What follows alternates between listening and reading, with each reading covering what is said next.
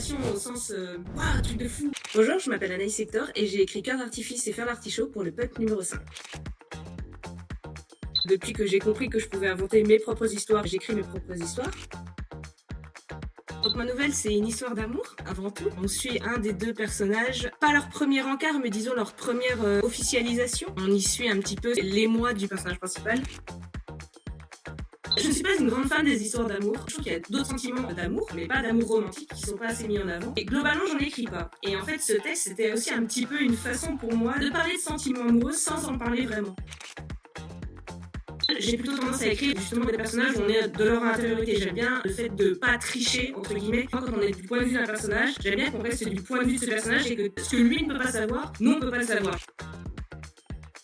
Je me suis efforcée du mieux que je pouvais de cacher des trucs au lecteur. Même dans l'idée, c'était vraiment le narrateur se les cache à lui-même finalement.